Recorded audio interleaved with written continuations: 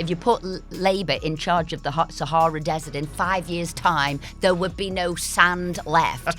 And Rachel Reeves would be blaming the Tory government. She'd be blaming Brexit, and she'd even be blaming Tutankhamun. I mean, this is how delusional they are. So when people keep asking, will you be back, will you be back? You weren't meant to tax any working people, but you have. No, this budget of hers was manifesto promise breaking. It was economy busting. It was job destroying, wealth attacking, welfare ballooning, tax raising disgrace of a budget, anti-growth, anti-aspiration. I did actually think Reeves looks shell-shocked. I did actually think she was going to cry. And there was one stage that both Keir Starmer and Yvette Cooper leant across Rachel Reeves, and I thought, oh my goodness, is somebody handing her a handkerchief? Because it was bang, bang, bang from Kemi. And I thought, but you know what, Reeves? You can hand it out. You can hand it out to all of those working people who are losing so much money now, losing their jobs, losing their livelihoods. Yet some words have made you crumble a little bit. Hello and welcome to the Daily Expresso, but an extra special hello to our American viewers and listeners. Happy Thanksgiving and God bless America. I'm JJ Anisiobi, and today I'm joined as ever by Tory MP Esther McVey, aka the beautiful Westminster Whisperer. Esther, how you doing? I tell you, I'm doing very well, and there's been lots of whisperings this week, particularly because of that budget. We'll get straight into it. Okay, well, it was a benefit budget and a complete betrayal of working people. You'll also see that it's the socialists now that have won the battle in the Labour Party, and it's going to take the country back to benefit Britain, and it's introducing the politics of envy again. It was anti-aspiration, anti-success, anti-business, anti-farmers. It was a war on social mobility, and that's how it is viewed. So you say this budget was a betrayal of working people. In what sense? Because before the election, people will say Keir Starmer lied. And that's how he won the election. He said, I will not be taxing working people. Absolutely, I won't. In fact, they were wanting to reduce the tax on working people. It wasn't just Starmer saying that. Obviously, Rachel Reeves said that. Wes Streeting said that. Darren Jones said that. They all said, we are for working people. And what have they done instead? They have taxed them to the hilt. They said maybe they'd do £6.8 billion worth of tax. We're at 68 billion and counting. And they're forcing about 680 million workers into the basic rate of tax, nearly 1 million into the upper rate of tax, and 4,000 into the additional tax. It has been an absolute betrayal. Now, you will have seen what went on at the budget. We all watched that agog, didn't we? I know it had all been leaked and briefed, and there had been kite flying, and then obviously the Office of Budget Responsibility put it out as well. But there were cheers at two main points during this budget. Cheers for the removal of the two-child benefit cap and cheers for the mansion tax. But later, the bit you didn't see, and this is where the PLP, the Parliamentary Labour Party, have their meeting, which Rachel Reeves went to, there was huge cheers again at those 2 points. And this is where I'll tell you, and when I say the Labour Party is not New Labour, it is not Blue Labour, it is now Corbyn's Labour. And How so? Well, I'll explain. If you remember, only 16 months ago, there were 7 rebels, all who wanted the removal of the two-child benefit Zara cap. Sultana being the biggest one there. Okay, so you have Richard Bergen, you have John MacDonald, you had Ian Byrne, Rebecca Long-Bailey, Afsana Begum, Imran Hussain, and Zara Sultana Wright. And they are all Corbynistas. Now, at the time, they lost the whip. Yeah. This was not what Reeves and Starmer wanted to do. They did not want to remove that cap, and they were hoping, if you remember, to make £5 billion of savings within the growth of the benefit bill. They didn't. It is now Labour policy. So it is quite interesting that Corbyn isn't in the party, and yet it is those 7 Corbynistas who've shifted the dynamics, basically, of the Labour Party, 400 of their MPs, to do their bidding. And that's why I say it is now the party of the hard left, the far left, the socialist left, even though Corbyn and Zara have left to set up their new political party. But that is what they've left behind. Why? Because when he was leader, a lot of those people would have been selected as potential candidates to be the MP at the next general election. And also the membership fundamentally changed to become Corbyn-style members. And that's why that shift is now reflected in, and, basically Reeves and Starmer collapsed. Whatever they wanted to do, they didn't. Remember, Starmer's always said, but put country before party. They didn't. They've put party before country. In fact, they've put their survival, and it was always going to be, was this going to be a survival budget for both Starmer and Reeves? And yes, it was. So basically, they threw all the principles out for themselves. Anybody with absolutely any credibility, anything about them would have said, this isn't where we're going to go, and we're going to have the battle. And they have had the battle, and they've lost. Wow, this is why it's good having you on the show, because we don't see any of this stuff on TV, all the numerous TV shows with all the politicians going on there. But literally 2 months ago, maybe even less than 2 months ago, people were saying Labour have swung so far to the right, they're trying to out-reform reform. And now from the budget, it feels like they've gone fully to the far left again. Yeah. What happened there? I think Starmer, what he did see is, which is true, hemorrhaging their votes to reform, particularly in seats they wouldn't expect to. So in parts of North Liverpool, in St Helens, Wigan, Bolton. So he's seen that we're losing votes here to reform. So he tried to do that speech, didn't he, on immigration. Yeah. And then afterwards, because it went absolutely sort of belly up with his MPs, he tried to say, I hadn't read the speech before, I delivered it. I didn't realise it had echoes of Enoch Powell. I didn't realise this. So he did a U-turn. So when he's tried to do something, he hasn't been able to deliver it because his party hasn't let it. I will also say it's been very lazy politics and policy forming, because he shouldn't be just doing it that day with the speech. Yeah. The full time he was in opposition, he should have been setting the narrative for where he was wanting to go. He doesn't. And that's why, again, they did so much kite flying now for everything. The party brings them to heel every time. Yeah. And they're not doing the hard work to get a policy through. They haven't thought it through. And that's why they've lost. Let's go back to the 2-child benefit cap, because you actually were one of the people who worked on the team to bring that into effect. Exactly, initially. yes. Yeah.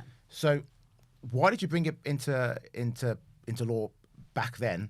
And why is Starmer now taking it off when it seems the majority of the country don't want it to be taken off? So when we were bringing in the 2-child benefit cap, at the time, again, the benefits bill had ballooned. It had been under sort of Labour, and then there'd been a financial crash. And we were looking at fairness within the benefit system. So you looked at how many children do people in work on average have, or what's the sort of maximum number they have. And actually, the birth rate in the UK has fallen. It's on average about 1.45, but most families, if you're going to have it, is 2. So first of all, that's your starting point. If people in work have to think about their finances and think about what they can afford, this too needs to be reflected if you're on benefits. So that's one. The second reason is when you're on benefits and you have more and more children, it's not just the benefits bill that goes up, it is also the housing bill. And you might remember at that time, you'd see people who are on benefits with houses with 5 and 6 bedrooms. Some of the stories in the paper, there would be 2 houses they got to house all their children, because actually that said, this isn't right.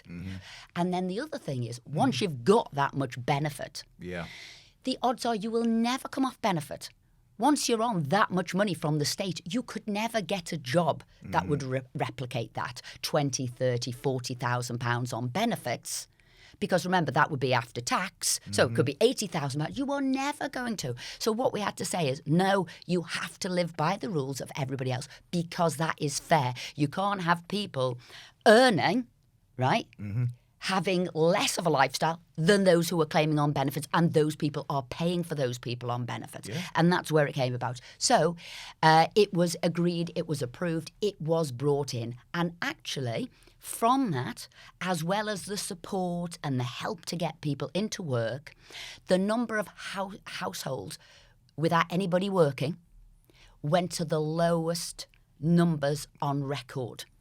So it was a combination of this is the limit, and also what conditions we expect, or what we expect you to do if you're on benefit.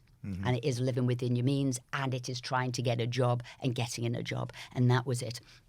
But with this removal now of the two-child cap, the increase on average for 560,000 families will be about £5,300 each.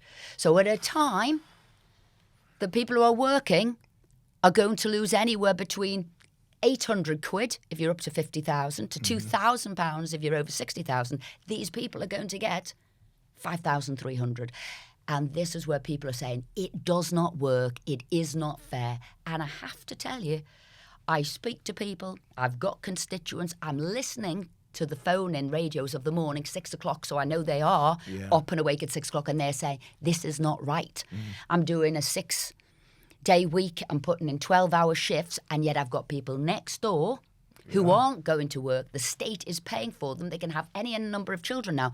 And what's worse, if they're on disability benefit, they've got a mobility car, a motability car, and they change that every 3 years. Who's the mug?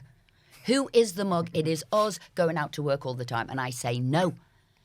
People in the right are the people going out to work, because we believe in aspiration, we believe in success. That's what we need to do, not have people on benefits. And that's why Kemi was exactly right yesterday, saying you're taking money off workers and giving it to people who are on benefits. Wrong, wrong, wrong. Yeah, well, Kemi was fantastic yesterday, I thought. Really, really good show from her. And you're right. They're hurting workers and supporting or rewarding shirkers. But why? Why are they doing that? Like, people on the left and the right will agree with you that that seems like complete nonsense. Why are you rewarding people who are not working and are choosing not to work? Why are Labour doing that? Okay, so this is the status party. The hard left party is the status party. So they believe in the state. I would say they want people to be dependent, because that then gives them their success. If they've got a cohort of people who are dependent on them, getting money off them, then they will remain in power.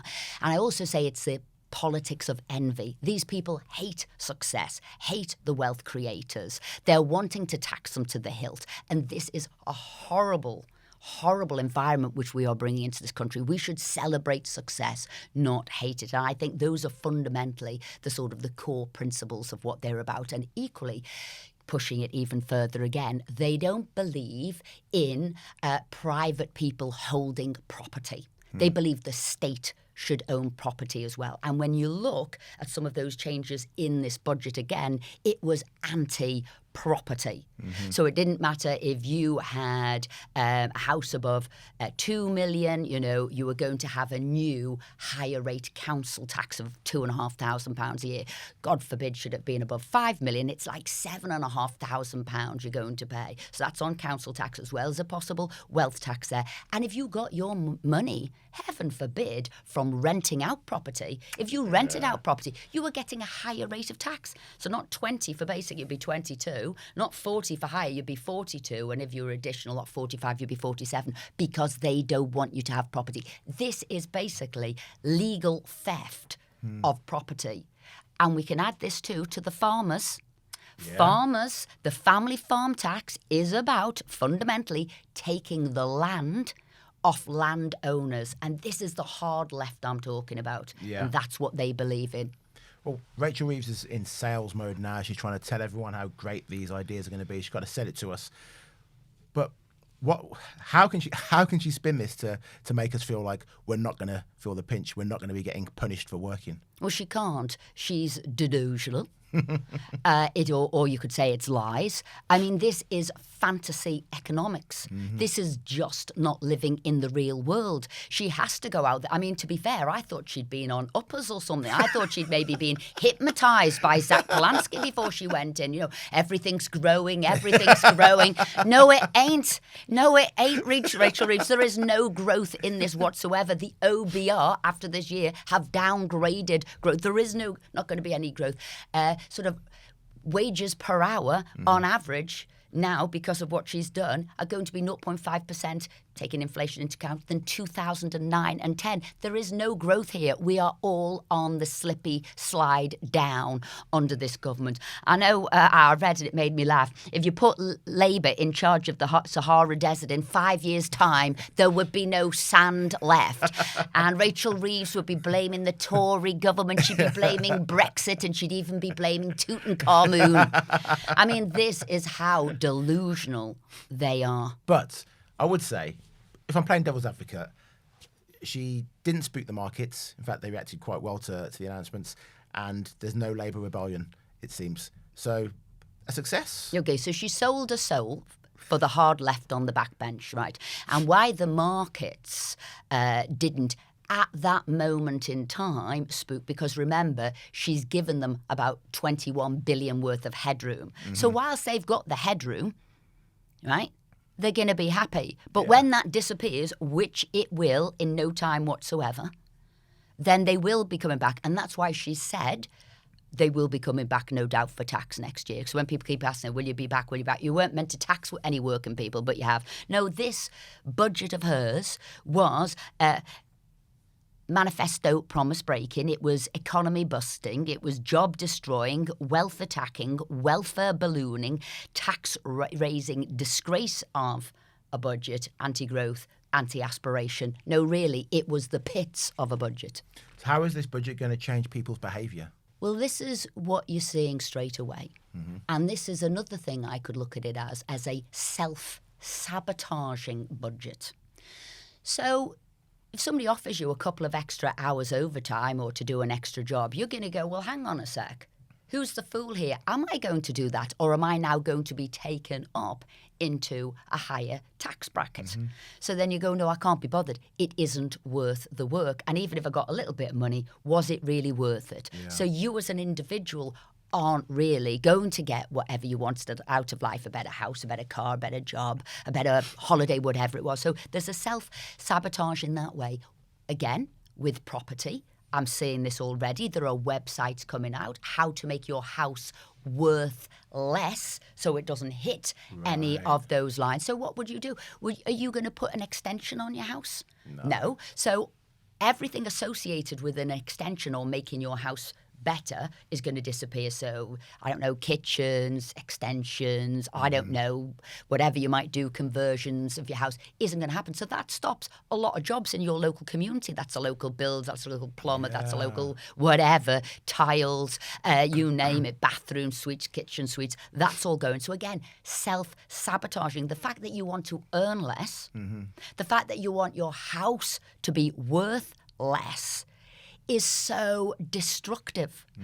And another thing is, and I will say this because I don't think this government is not only sucking the life out of the economy, I think it is sucking the enjoyment out of living. Because you think about it, you say, well, hang on a sec. How much is it going to cost me to go out for a bite to eat now? Really, really expensive to go out. If I drink, those bills are now going up. If I vape, those bills are going up. Can't even afford a taxi home because taxis are going to be taxed. So I'm not enjoying my life anymore because I can't do these things. And that is if pubs and hospitality sector is going to survive because their business rates are going up. Food inflation is going up. Energy bills are going up, their bills are going up, and we know we've already lost 84,000 people in the hospitality sector. Well, expect a lot more pubs, bars, restaurants to close. So it's horrific. It just is just a soul-destroying government. I know they said the coalition years and the Conservative government was an austerity government. And we say no, it's known as living within your means. It was never austerity. Nothing really came down. It just stopped growing as fast. It was living within your means. No, I look at this Labour government and it's austere. Okay. You know, there is no enjoyment because you can't afford things. You're not going to have a nicer house. You're not going to buy nicer things. You're not going to go for a job promotion. It's austere. Mm-hmm. And I think that's a horrible environment to live in and under. There's no fun. Yeah. Well, look, for the working class who are working, minimum wage is going up. That's a positive. But I guess it's then a negative for the business owners who are going to, if I owned a business, I'd be looking at it and saying, great, I've got to pay more minimum wage, so I'm going to have to get rid of some of the staff so I can afford to pay the few I've got the minimum wage now. I mean, it was a joke, isn't it? Rachel Reeves, like, lauding this as if she is Lady Bountiful, giving all these people the minimum wage. No, she ain't. Mm-hmm. That is down to a business owner who's got to find that minimum wage, right? Yeah. So the reality is this, because they came to her and spoke to her and said, you put employers' national insurance contribution up so much, we're paying out so much, that we don't believe we can now afford your demands. Mm-hmm. Of the extra increase in wage, and it's even worse for young people, both the NIC and the sort of increase in minimum wage. So what's going to happen is there's either going to be redundancies or we're not going to be employing anybody. So it's all right you hailing this new increased minimum wage. We ain't going to be taking anybody on. In fact, people are now, as you well know, becoming unemployed. Unemployment's up at 5%. Unemployment has gone up every month she's in office. So she's away with the birds. Or what she will do in the public sector is employ more people, right? And what does that do? That just taxes the private sector even more. So again, fantasy. You can tell she's never worked in the real world. And that's what people say to me all the time. She has never worked in a business. Because if she had, she'd know these things don't work. Yeah. What does a Tory budget look like, or what would a Tory budget look like? Well, they said straight away it was getting rid of these benefits. Yeah. It came from getting the benefits bill down. So I think under Labour now, disability and health benefits will go up to about 109 billion. Mm-hmm. At the end of this sort of decade, whereas if we'd followed the Conservative route, which was go back to only pre-pandemic levels, you would have saved 47 billion. That's just on benefits. So that's one way. And then how do you get the economy going again? So it was removal of stamp duty because we need that market going, whereas everything that Rachel Reeves done has stopped the property market. You ask anybody now and nobody can sell. You speak to an estate agent now, you cannot sell a property for love nor money, or the prices are coming down. We'd do the rest. We'd get that market going again. And things you need to be reversing the family farm tax, removing all of those property reliefs that were removed. So we've got the family businesses. You've got to think, how do you get the economy going and who are you going to support? Yeah. And what you're going to do to get young entrepreneurs going. You could even remove some sort of tax for a couple of years to get those going, get them paying in, get that work ethic going. So yesterday at PMQs, Kemi Badenoch came out swinging. They say don't kick someone when they're down, but she went fully in on Reeves and Starmer. And listen, I don't want to take any credit for this, but I'm going to take some credit for this. When we interviewed her on the Daily Expresso, that's when we unleashed her. That's when something awoke in her when she met me, and she's been flying ever since. It was that espresso. That's what it was. Now, I will tell you, Kemi was brilliant yesterday. Yeah. I will tell you it was brilliant and it was brutal. Mm-hmm. So it wasn't like last year when Rishi gave a brilliant, again, dismantling of Reeves' budget. Yes, he did, and it was sophisticated. It was about the money markets, the cost, the taxes, all where it was going. No, Kemi's was much more brutal. I will even say it was personal. Yeah. And I will say she was absolutely justified to do that because Rachel Reeves had lied to the public. Mm-hmm. Right? People call it gaslighting, whatever, but she had lied to the public. She'd briefed so much that actually, Reeves had briefed the public so much that actually Kemi had a lot of ammunition. Mm-hmm.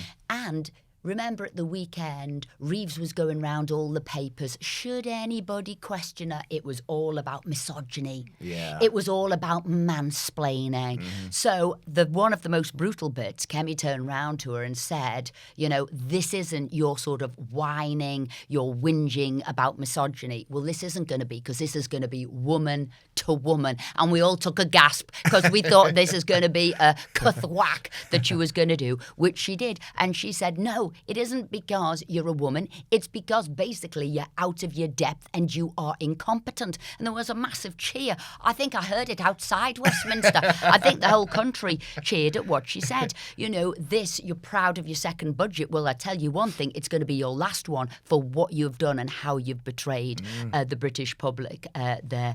And then Reeves was doing this, it's fully costed. It's the fairest thing I could do. No, it wasn't. It is not fair on any of those workers. Totally, as I said again, delusional. So do you think Kemi has now shown to the world that she actually is quite in tune with the public and the public's opinion? I think she has, absolutely. I think she's got confidence from that. I think she's been building up, actually, I would say for the last 6 weeks, 2 months, definitely after a party conference. She's found her rhythm. But equally, the Labour Party is getting worse and worse. And I think it is only right that she exposes this failure. And as I said, I know it was brutal, but I'm afraid Reeves absolutely deserved it. Yeah. You spoke earlier, you mentioned briefly the farmers. They weren't happy at all with the budget. They turned up with their tractors at Westminster. Loads of them, quite the scene, especially seeing them come down the M1. Now, a few of them ended up getting arrested, being taken off in handcuffs for bringing their agricultural machinery down. Do you think Labour holds farmers with contempt? I think they do. Again, they lied to them before they came into office. I don't think Labour knows really anything about the rural community. I don't think it knows about the issues there.